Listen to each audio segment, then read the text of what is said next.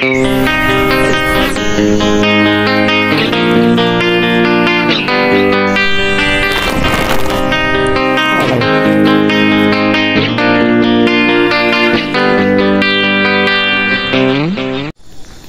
baik.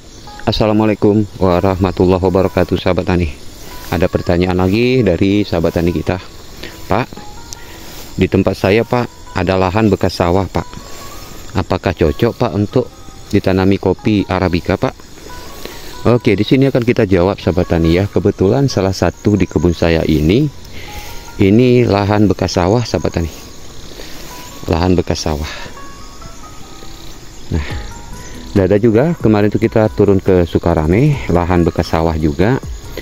Di lahan beliau kopinya semuanya gagal hidup, sahabat tani. Gagal hidup. Kenapa? Karena lahannya lahan sawah berair ya, sahabat tani. Jadi bisa kita bilang banyak sekali zat asam, sahabat tani.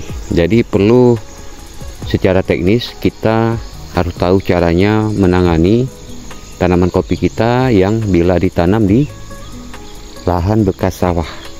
Nah, jadi sebelum ke situ saya akan ceritakan dulu ini lahan ini waktu itu dulunya lahan sawah, sahabat tani. Jadi sudah saya alih fungsi, saya ganti dengan menanam kopi Arabica. Nah, jadi kebanyakan sahabat tani kita menanam kopi Arabica di lahan bekas sawah gagal. Akhirnya mencoba lagi gagal terus gitu. Sebenarnya ada tekniknya. Oke, akan saya bagikan ya. Sebagaimana di hadapan kita ini terlihat kopinya tumbuh semua. Bagus ya. Dan subur.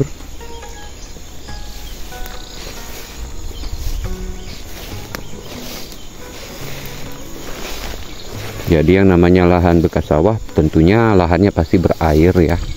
Lahannya pasti agak bergambut atau kebanyakan pasirnya, seperti itu, sahabat tani. Jadi biasanya tanaman kopi kalau terlalu berair pun juga lahannya ya, itu bisa berakibat tanaman kopi ini kerdil, susah tumbuh dan susah bangun ya, begitu ya. Meskipun udah kita pupuk. Tetapi alhamdulillah di tempat saya sempurna ya.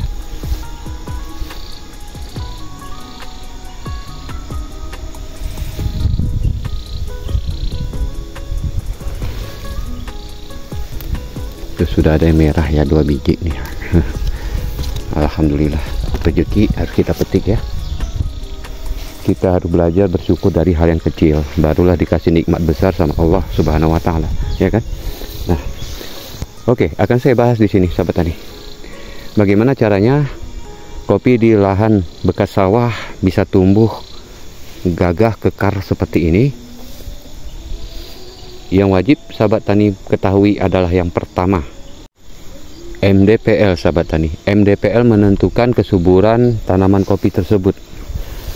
Kalau di bawah 900 MDPL itu bagusnya kopi Robusta. Kalau di atas 900 sampai 1600 itu bagusnya kopi Arabica. Jelas ya? Nah, jadi tergantung dari MDPL di tempat sahabat tani. Walaupun di tempat sahabat tani lahannya lahan bekas sawah, kalau MDPL-nya di bawah 900 ya, misalnya MDPL-nya 400 atau 500, percuma ya. Percuma ditanami kopi Arabica karena kurang bagus ya. Itu wajib diperhatikan dulu, sahabat tani. MDPL menentukan ya. Yang kedua, kalau misalnya di tempat sahabat tani lahan sawah ya, tapi MDPL-nya sangat mendukung untuk kopi Arabica, namun begitu sahabat tani menggali di saat menanam ya, misalnya waktu mau menanam kan digali dulu ya, itu akan terlihat di situ apakah berair atau tidak, begitu. Nah, kalau itu memang berair, ada caranya sahabat tani, yaitu buat drainase atau parit ya, parit. Saya juga ada parit saya buat, sahabat tani. Oke ya, mohon maaf agak tertutup semak, kalau kita babat pun masih tanggung, sahabat tani. Nah, ini ya, tuh saya buat parit atau drainase tuh sampai ke sana, sahabat tani. Di lahan saya ini ada sekitar 3 rantai, ada 3 rantaian. Jadi saya buat drainase seperti ini ada sekitar 4. Ya, 1, 2 tuh di bawah peti itu ya, 2, sana lagi 3. Bagian paling belakang sana ada 4, berarti total 4 sahabat tani. Jadi kalau lahan sawah di tempat sahabat tani dan MDPL-nya mendukung sekali untuk Arabica, lakukan seperti itu ya, drainase, buatkan parit seperti itu tadi ya. Oke, saya kasih tahu gunanya apa. Drainase ini untuk di lahan bekas sawah, kenapa harus dilakukan drainase seperti ini? Untuk menurunkan air-air yang tersimpan di dalam tanah yang bisa memicu busuk akar pada tanaman kopi. Saya rasa kalau kalau lahan kita berair, kecuali tanaman ini ya, tanaman kangkung ya, kangkung memang sangat cocok ya. Tapi kalau untuk tanaman kopi dan tanaman lainnya biasanya kurang cocok, pasti mati, akan mengakibatkan busuk akar ya, terkena virus ya. Apalagi Leiopusarium itu paling suka dengan lahan yang berair. Jadi perlu kita buat drainase. Oke, jadi drainase ini membantu lahan kita untuk supaya air dalam tanah ini bisa berkurang. Jadi akan keluar secara alamiah melalui samping-samping ini ya, pinggiran-pinggiran ini. Oke. Nah, itu kunci rahasianya kenapa tanaman kopi saya berhasil semua. Oke. Dan yang kedua, apa manfaat drainase ini adalah untuk mengurangi zat asam tanah. Zat asam tanah itu konon terjadi pada lahan bekas sawah dan lahan gambut ya, antara itu. Jadi di sini perlu dibuat juga drainase. Ya, jadi itu secara alamiah.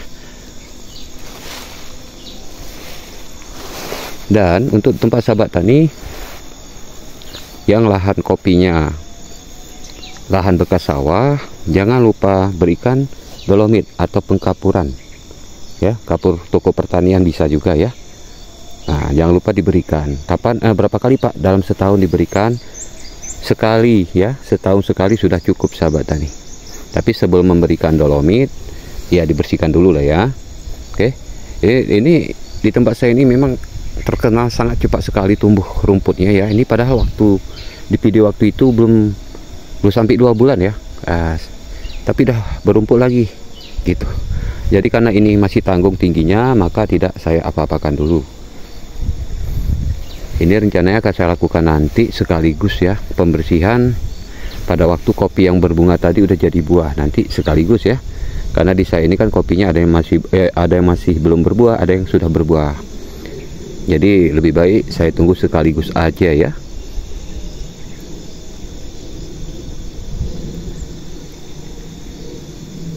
Nah, itulah dia kunci rahasianya. Dan ada lagi sahabat tani, hindari pemberian pupuk urea atau ZA yang berlebih sahabat tani ya.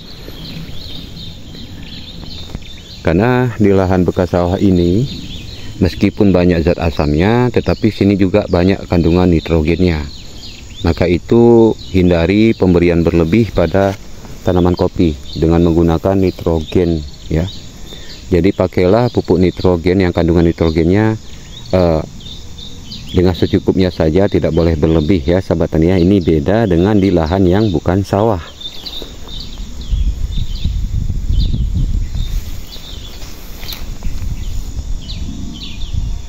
Loh, jadi apa Pak yang cocok varietasnya kopi kalau di lahan bekas sawah?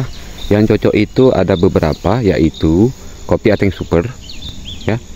Oke, kita lihat buktinya.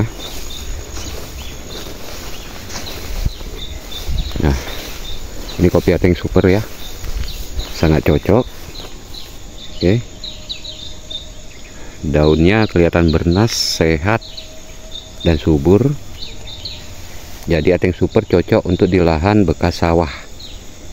Mungkin ada di tempat sahabat tani yang lahannya lahan sawah mau dialih fungsi, diganti dengan kopi Arabica, cocoknya Ateng Super.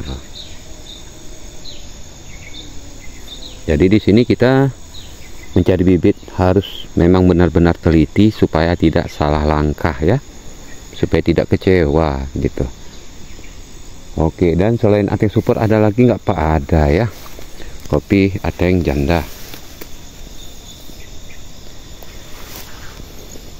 sangat toleransi dan sangat cocok di lahan bekas sawah, sahabat tani. Oke. Dan bagaimana Pak kalau kopi tim-tim di lahan bekas sawah kurang bagus, sahabat tani, kurang bagus. Ya.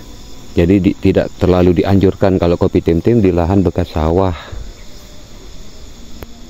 Nah, oke, akan kita buktikan ya. Ini ateng janda, ateng super, lalu kita ke kopi tim-tim.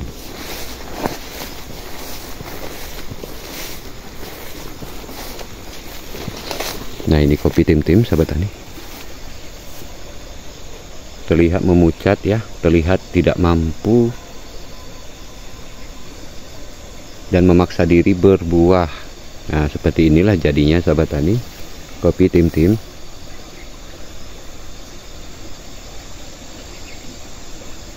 Oke. Jadi kopi tim-tim di sini tidak terlalu saya anjurkan. Tapi kalau memang sahabat tani mau tanam, silahkan saja ya. Tidak ada masalah ya.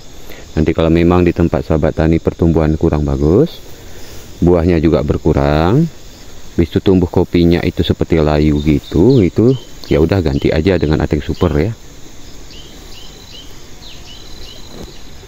Oke, untuk sahabat tani, sahabat-sahabat saya semua di sana ya. Jikalau ada tempat sahabat tani yang lahan bekas sawah dan ingin dicoba menanam kopi Arabica, silahkan ya. Bagus kok, tidak ada masalah. Tetapi ingat sahabat tani, naungannya wajib. Naungannya wajib. Tidak banyak, harus ada sedikit. Oke, saya juga pakai ini tuh, lamturu. Waktu itu pokat di sini sahabat tani, pokat. Tapi udah saya tebangi. Biarpun kata orang, kalau kita pelihara lamturu nggak ada hasilnya, maksudnya nggak ada cuannya dari situ.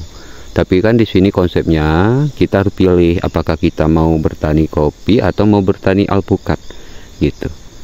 Nah, kalau kita mau memilih kopi, ya udah kopi, berarti naungannya lamturu, jangan dikasih pokat. Nah, tapi itu pas saya Pak, berbuah kok Pak kopinya. Ya, berbuah di saat ini saja, nanti kita lihat ke depan ya. Karena juga pohon alpukat ini juga membawa penyakit jamur upas atau layu fusarium. Nah, untuk lebih lanjutnya sahabat tani lihat aja nanti sendiri di kebun masing-masing ya yang ditanami pokat. Coba lihat nanti hasilnya ke depan, apakah buah kopinya bisa banyak atau tidak. Oke, kalau begitu sahabat tani ya. Assalamualaikum warahmatullahi wabarakatuh.